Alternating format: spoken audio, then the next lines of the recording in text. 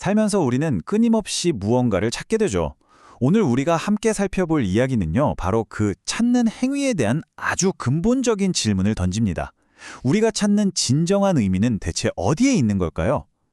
자, 본격적으로 이야기를 시작하기 전에 여러분 스스로에게 한번 질문을 던져보면 어떨까요? 나는 지금 무엇을 찾고 있지? 이 단순한 질문이 바로 오늘 우리가 탐험할 위대한 이야기의 출발점입니다. 불교 경전에서는 말이죠, 우리가 무언가를 추구하는 모든 행위가 근본적으로 다른 두 가지 길로 나뉜다고 이야기합니다. 하나는 거룩한 구도, 그리고 다른 하나는 비거룩한 구도입니다. 이 두 가지 길, 정말 극명한 차이를 보여주는데요. 왼쪽에 있는 비거룩한 구도를 보세요. 언젠가 늙고 병들고 죽을 수밖에 없는 우리 자신이 똑같이 늙고 병들고 죽을 것들을 좇는 길이에요. 반면에 오른쪽에 거룩한 구도는 그런 유한함 속에서 영원히 변치 않는 것, 궁극의 평화, 즉 모든 속박에서 벗어난 열반을 추구하는 길이죠. 그럼 이 비거룩한 구도라는 게 구체적으로 뭘 쫓는 걸까요? 바로 우리에게 너무나 소중한 것들이죠. 자녀나 배우자 같은 가족, 또 하인이나 가축, 금과 은 같은 재산. 하지만 이 모든 것들에는 한 가지 공통점이 있습니다. 전부 변하고 언젠가는 사라진다는 거죠. 마치 모래 위에 영원히 무너지지 않을 성을 쌓으려는 것과 같아요. 자, 이제 이 이야기의 주인공이죠. 훗날 붓다가 되는 한 남자, 보살의 이야기로 한번 들어가 보겠습니다. 그는 어떻게 이 비거룩한 길을 버리고 거룩한 구도를 선택하게 됐을까요? 바로 이 순간 그에게 엄청난 통찰이 찾아옵니다. 왕자로서 세상 모든 것을 가졌지만 그 모든 것이 결국 태어나고 사라지는 굴레 안에 있다는 걸 깨달은 거예요. 그래서 그는 이 길의 위험을 똑바로 보고 결심합니다. 태어남이 없는 궁극의 안전, 열반을 내 손으로 직접 찾아 나서야겠다 라고 말이죠. 그리고 그 결심은 정말 망설임 없는 행동으로 이어졌죠. 눈물 흘리는 부모님을 뒤로하고 궁전을 떠나고 왕자의 상징인 머리카락과 수염을 스스로 깎고 허름한 수영자의 옷을 입습니다. 모든 세속적인 지위와 즐거움을 버리고 오직 진리 하나만을 찾아 길을 떠난 것, 그야말로 위대한 포기였던 거죠.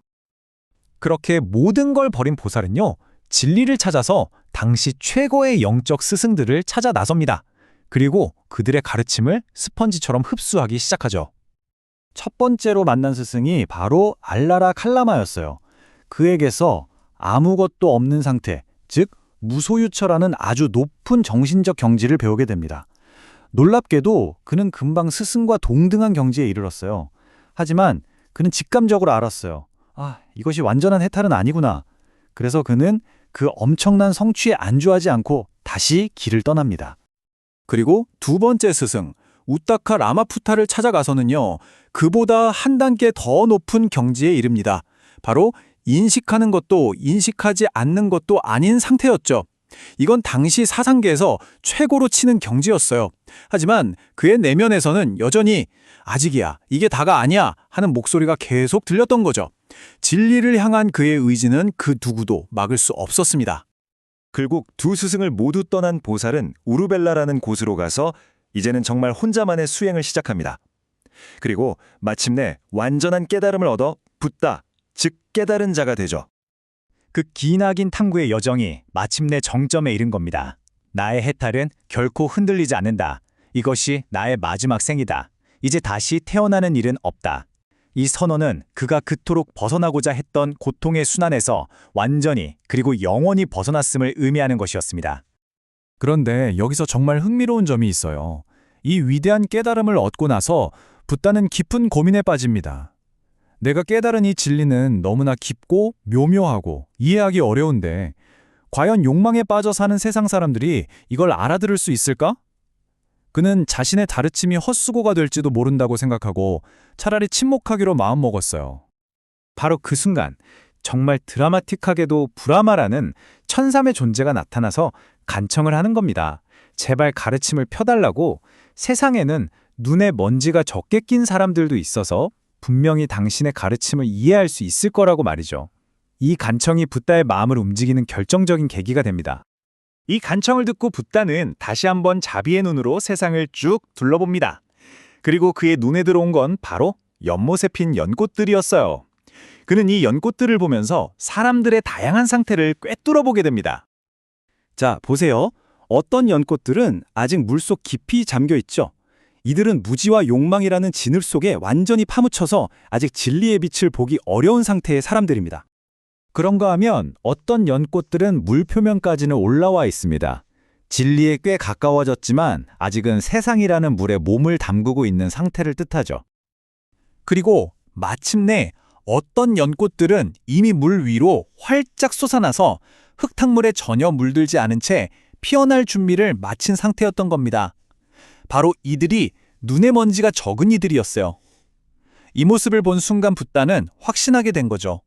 아, 내 가르침이 결코 헛되지 않겠구나. 진리를 받아들일 준비가 된 사람들이 분명히 있구나. 이것이 바로 그가 45년간 가르침의 문을 활짝 열게 된 이유입니다. 자, 이제 이야기의 마지막 부분입니다. 이 가르침의 핵심을 아주 강력하고도 현실적인 비유로 한번 정리해 볼게요. 바로 우리 각자의 삶이 어떤 위험에 처해 있는지를 보여주는 비유입니다. 경전에서는 이 덫이 바로 5가지 감각적 욕망, 즉 판차카마구나라고 말합니다.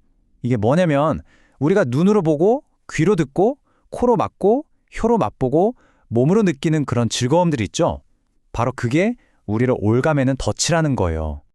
이 사슴 비유는요, 2가지 삶을 너무나도 명확하게 보여줍니다. 한쪽은 덫에 걸린 사슴이에요. 감각적인 쾌락이라는 미끼에 빠져서 결국 재앙과 불운을 맞이하죠. 악마, 마라, 즉 유혹의 사냥꾼에게 완전히 잡혀버리는 겁니다. 하지만 자유로운 사슴은 그 쾌락에 얽매이지 않아요. 그래서 결국 사냥꾼의 눈을 멀게 하고 그 뜻대로 되지 않죠. 반면에 자유로운 사슴을 한번 상상해 보세요. 사냥꾼의 손이 전혀 닿지 않는 안전한 곳에 있기 때문에 걸을 때도 설 때도 앉거나 잠을 잘 때도 언제나 당당하고 평화롭습니다. 바로 이게 거룩한 구도를 통해서 욕망의 덫에서 벗어난 상태를 상징하는 거죠. 자, 오늘 이야기의 처음으로 다시 돌아가 볼까요? 여러분이 지금 걷고 있는 그 길은 과연 우리를 묶어두는 덫을 향하고 있나요? 아니면 진정한 자유를 향하고 있나요? 이 질문에 대한 답은 결국 우리 자신만이 내릴 수 있습니다.